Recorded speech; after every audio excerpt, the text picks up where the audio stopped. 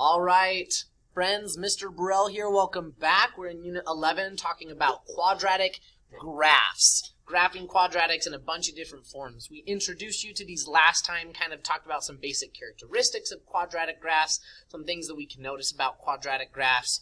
Today, well, in the last video also, we talked about the difference between standard form and vertex form and learned how to identify, differentiate between quadratic functions that were in both of these forms. Today, we're going to learn to convert quadratics that are in standard form and write them in vertex form. This is concept 2. This is what we're going to be doing today, changing quadratics from standard form into vertex form.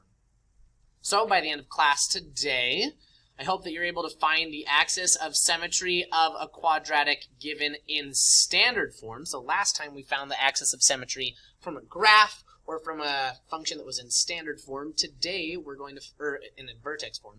Today we're going to find the axis of symmetry in a quadratic written in standard form. We're going to learn to find the vertex of a quadratic written in standard form. We're going to again, kind of the sum total of this lesson is changing a quadratic equation from standard form to vertex form, and then finally graph a quadratic function once it is in vertex form. So basically everything we did last lesson, but now we're starting with the function in standard form, changing it to vertex form, and then graphing it. Okay, so again, for this lesson we're going to learn how to change a quadratic from standard form to vertex form. As a reminder, standard form of a quadratic function looks like this: ax squared plus bx plus c, where I have the x squared term, an x term, and a number term. One of these could be missing, but this is the form that it would be written in. Vertex form is written like this: y equals a times x minus h squared plus k. It's written with x minus some number in parentheses squared plus some number on the outside. This was also similar to the form that we saw in Unit 8 when we were talking about transformations. So today we're going to talk about how to transform from this form to this form. You might be asking yourself, but why, Mr. Burrell? Why would I need to do that? Well, when a quadratic equation is in vertex form, let me go back. When a quadratic equation is in vertex form, it is relatively straightforward to find the vertex in the axis of symmetry. Remember that in vertex form, hk is the vertex and the quadratic, and x equals h is the axis of symmetry. So like if I have the quadratic equation y equals x minus 4 in parentheses squared plus 3, that would mean the vertex would be positive 4, positive 3. The opposite of this number and the same as this number. Here's my vertex. 1, 2, 3, 4, 1, 2, 3. My vertex. 4, 3. And my axis of symmetry is x equals the same coordinate. That is the x coordinate of the vertex. So x equals 4 would be my axis of symmetry. This is my vertex. This is my axis of symmetry. So when a function like this is in vertex form, it's really easy to be able to identify those characteristics. When a quadratic is in standard form, it's a little bit more difficult, so we have to take a couple more steps. But this is how we do it. So when a quadratic is in standard form, the formula to find the axis of symmetry, or h, algebraically is this: negative b divided by 2a. So if I have a quadratic function, y equals ax squared plus bx plus c, here's b, here's a, I can find the axis of symmetry, or in other words, the x-coordinate of the vertex, by taking negative b, or the opposite of this b value, divided by 2a. So, for example, I have this function right here, y equals 2x squared minus 4x plus 7. So to find the axis of symmetry, or the h value, I'm going to take negative b, so negative 4, divided by 2 times a, which is 2. So negative of negative 4 divided by 2 times 2. Let me simplify some of those parentheses. Negative of negative is positive 4. 2 times 2 is a positive 4. 4 divided by 4 is 1. So my axis of symmetry, or the x-coordinate of my vertex, is 1. Okay, cool. Here I have y equals 3x squared minus 12x plus 9. So if I want to find the axis of symmetry, or h, I'm going to take negative b, or negative 12, because this is a, b, and c, divided by 2 times a, which is 3. Well, negative of negative 12 is positive 12. 2 times 3 is 6. 12 divided by 6 is 2. So the axis of symmetry here is 2, or the x-coordinate of the vertex is 2. So I'm going to erase all of this because I want to show you something. I have gone ahead and taken the liberty of graphing these functions. So let me drag this down a little bit so you can see it better. I've graphed both of these functions. I just typed into like Desmos or my graphing calculator 2x squared minus 4x plus 7 and 3x squared minus 12x plus 9. And take a look at this. Here is the axis of symmetry of both of these graphs. And notice that the axis of symmetry here is at x equals 1. And the axis of symmetry here is at x equals 2. 1, 2. So I'm not crazy. That actually worked. And this will work every single time to find the axis of symmetry or to find the x-coordinate of the vertex. You take negative b divided by 2a. Okay, so that's how I find the axis of symmetry of a quadratic function in standard form. Okay, so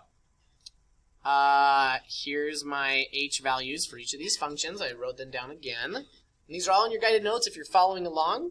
So notice again that the axis of symmetry, or h, is the x value from the vertex. So in order to find the vertex, plug the axis of symmetry value back in for x and solve for y. This will give you your k value, or in other words, the y-coordinate of your vertex. So I have this function y equals 2x squared minus 4x plus 7, which basically says, it's basically a machine that says if I put some value in for x, I can get a corresponding y value. Well, I want the y value that corresponds with the x value of 1, because I want that point where x is equal to 1. So let's do that. Let's plug 1 in back for x and see what the corresponding y value is going to be. So I have 2 times 1 squared, I'm going to put that in parentheses, minus 4 times 1 plus 7. You can put that straight in your calculator. You can put that straight into Desmos. That will give me 1 squared is 1 times 2 is 2, minus 4 plus 7. 2 minus 4 is negative 2, plus 7 is 5. So my y value is 5. So my vertex is 1, 5. 1 in the x direction, 5 in the y direction. That's going to be my vertex. Let's do the same thing here. I want to find the vertex, or the y value, when x is 2. So y equals 3, and I'm going to put parentheses 2 squared minus 12 parentheses 2 plus 9. And again, you can plug that directly into your calculator and directly into Desmos just like that. 2 squared is 4. Using my order of operations, 2 squared is 4 times 3 is 12, minus 12 times 2 is 24, plus 9. 12 minus 24 is negative 12, plus 9 is negative 3. So my vertex for this graph is 2, negative 3. Again, let me erase all of this jazz just because I want to take a look at my function again, my graphs. So check this out. Indeed, my vertex here is at 1, 5. And my vertex here is at 2, negative 3. So I'm not crazy. That's correct. That's good. We're set. So that's how I can find the vertex if my quadratic equation is in standard form. So I found the axis of symmetry. I used the axis of symmetry to find the vertex. Now that you know the vertex for those two numbers, we know the vertex for number 6 was 1, 5. The vertex for number 7 was 2, negative 3. The a value is the same as the a value in standard form. So again, here was vertex form. Here's my h, here's my k, here's my h, here's my k. So I need to write, I'm trying to write now this standard form quadratic equation in vertex form. So I have my h value, I have my k value, and I'm telling you here that the a value is the same a value that I started with. The a value doesn't change. So this is my a value here, this is my a value here, 2 and 3. So I'm going to go ahead and write this in write vertex form for this quadratic equation. So y equals a, which in this case was 2, times x minus h, or x minus 1, squared plus 5, which was k. 2 times x minus 1 squared plus 5. So this and this are really the exact same equation, just one is written in standard form, one is written in vertex form. And if you were to type this into Desmos or into your graphing calculator there, you would get the same graph. Here, let's write vertex form here, y equals a, and it might be helpful to have this written down somewhere if you don't have the guided notes handy. Y equals a, which is 3, times x minus h, which is 2, plus k, which is plus negative 3, or just minus 3. Make sure there's a squared here. So y equals 3 times x minus 2 squared minus 3.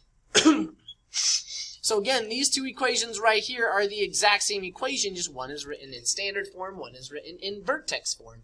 And why did we change it to vertex form? Because it's lots easier to see in vertex form where the vertex is, where the axis of symmetry is, how the quadratic graph has been transformed. It helps us to kind of look at it a little bit better. Now we're going to practice putting some functions into vertex form, and then we're going to practice graphing those functions. Okay, so I have this function right here, x squared minus 6x plus 2. First step, I want to find h. I want to find the axis of symmetry, which is negative b over 2a, or negative of negative 6 over 2 times 1. A is 1, b is negative 6, c is 2. So negative of negative 6 is positive 6, divided by 2 is 3. So my h value is 3. Now to find my k value, I need to plug 3 back into this equation. So y equals 3 squared minus 6 times 3 plus 2, which is 9 minus 18 plus 2. 9 minus 18 is negative 7, or negative 9, plus 2 is negative 7. So my vertex is 3, negative 7. Well, now, in order to write this in standard, or in vertex form, here's my vertex form right here. A times x minus h squared plus k, where a is the same a value that I started with, or just 1. So y equals 1 times x minus 3 squared plus a negative 7. Plus a negative 7 is the same as just minus 7. And 1 multiplied by anything, that's kind of redundant. So my final graph, my final equation in vertex form is y equals x minus 3 squared minus 7. If I were to graph that, I'd go positive 1, 2, 3, and then down 1, 2, 3, 4, 5, 6, 7. My graph would look something like that. Okay, let's do another one. Let's do 11. We're just practicing these. We're just going through some examples. I have y equals negative 2x squared plus 12x plus 5. I have a negative here. That's okay. The wonderful thing about this negative b over 2a, the wonderful thing about this formula, this method for finding vertex form, is I can just leave it like this. So 1, I need to find h, which is negative b over 2a. Well, that's a, b, and c, so I'm going to do negative 12 divided by 2 times a, which is negative 2. That's negative 12 divided by negative 4, which is a positive 3. So that right there is my axis of symmetry. That's the x-coordinate of my vertex. So to find the y-coordinate of my vertex, or my k value, I need to plug x back into this equation. So negative 2 parentheses 3 squared plus 12 times 3 plus 5. And again, if you plug this just like this into your calculator, you'll get the right answer. So that's equal to negative 2 times 9 plus 36 plus 5. Negative 2 times 9 is negative 18 plus 36 plus 5. Negative 18 plus 36 plus 5 is 23. So my vertex is 3, 23. Well, last of all, now I need to write it in vertex form. So I need to write it in this form right here. Well, my a value was negative 2. And that's fine. It's fine to have a negative a value here. That just means that the graph is going to be flipped upside down. So I have negative 2 times x minus h, which was 3, the x-coordinate of the vertex, squared, plus 23, or the y-coordinate of the vertex. So that's my equation. If I were to graph this, that means I go right 3 up to 23, and it's going to be facing down. That's a maximum. Because that vertex is a maximum because it's concave down. It's facing down. It's negative. It's flipped upside down. See how we're kind of relating everything that we talked about in the last lesson as well to these. Okay. I'm going to do a question off of your homework now. We're about 17 minutes into this video. I'm going to do a homework problem, and then I'm going to do a real-world problem. If you would benefit from those, keep listening. It might be helpful. So this is number 8 on your homework. It's kind of a freebie. Change the equation from standard form to vertex form. And then we're going to graph it. Okay, so first step with this equation, I want to find what the axis of symmetry is, or the x-coordinate of the vertex. I do that by finding negative b divided by 2a, where this is a, b, and c. So a is negative 1, b is negative 4, c is negative 3. So negative b over 2a is negative of negative 4 divided by 2 times negative 1. Well, negative of negative 4 is a positive 4 divided by 2 times negative 1, that's negative 2. 4 divided by negative 2 is negative 2. So that's my axis of symmetry. I know right off the bat my parabola is going to be able to fold exactly in half over that line right there. Next, I need to find what the y-coordinate of the vertex is. So the y-coordinate of the vertex, or k, I just plug the x value that I found here back in for x in my original equation. So negative times negative 2 squared minus 4 times negative 2 minus 3. And again, if you plug that straight into your calculator, you'll get your k value, or your y-coordinate. So I have negative, and then negative 2 squared is a positive 4. Negative 4 times negative 2 is a positive 8 minus 3. Negative 4 plus 8 is 4 minus 3 is 1. So my vertex is negative 2, 1. So I know that right here, negative 2 in the x direction, 1 in the y direction, that's going to be my vertex. So next, in order to write this in vertex form, I'm going to write it in this form right here. Y equals a times x minus h squared plus k. A is going to be the same a value I started with, which was negative 1. X minus h was negative 2, so x minus negative 2 squared plus k, which was 1. And making it so this doesn't look so hideous, I'm going to write negative. And then x minus a negative 2 is x plus 2, squared plus 1. So there is the vertex form of this equation. This negative means my parabola is going to be facing downwards like so. And notice, once we got this into vertex form, it was way easier to graph this and know where the vertex was and which direction it's going to be facing. So negative x plus 2 squared plus 1, and this is the graph. Again, that's number 8 on your homework. You can copy that down. Again, this is what this lesson, this video is all about, changing from standard form to vertex form and using that to better graph those quadratics.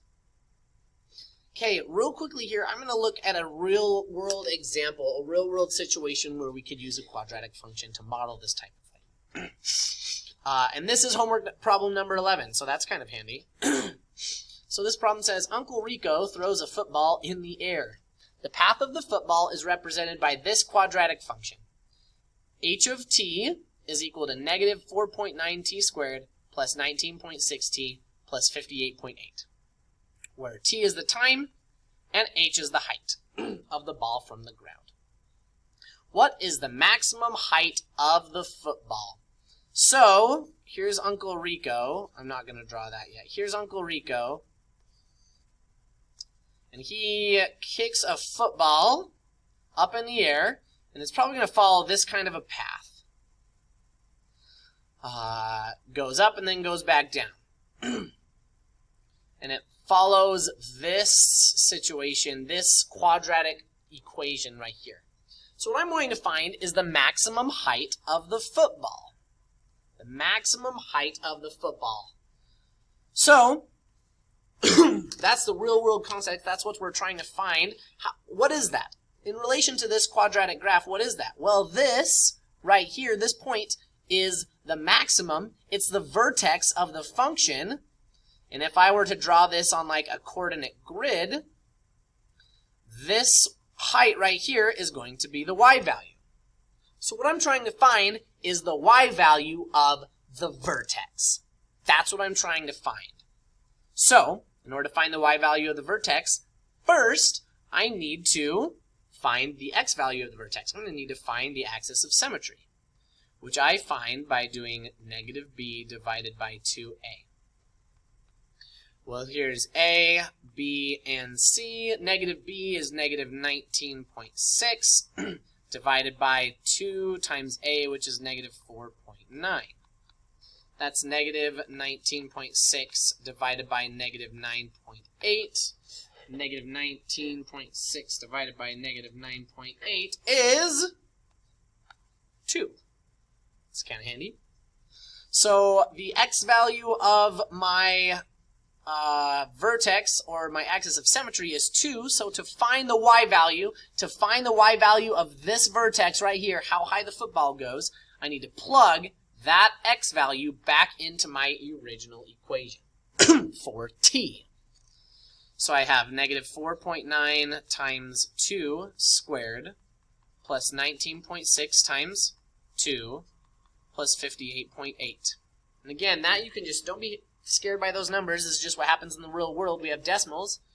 You just plug that right into your calculator. So this ends up being negative 4.9 times 4 plus 19.6 times 2, which is 39.2 plus 58.8.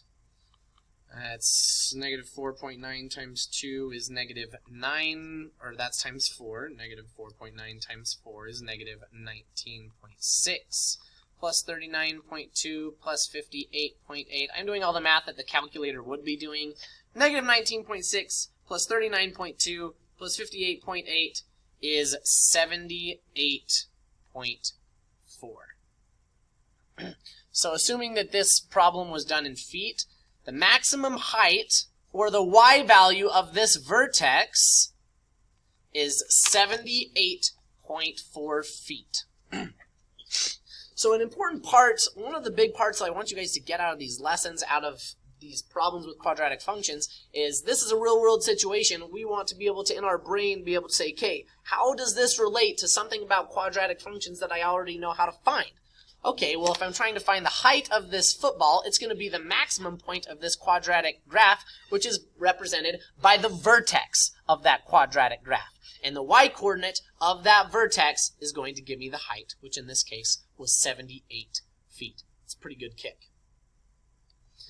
So that's it. I hope that was helpful. These are the objectives that I wanted you to be able to understand by the end of this video. If there's any of those that you don't feel comfortable or good with, feel free to go back and watch some of those sections. Please don't hesitate to ask me any questions, and I hope that you enjoyed that as much as I did.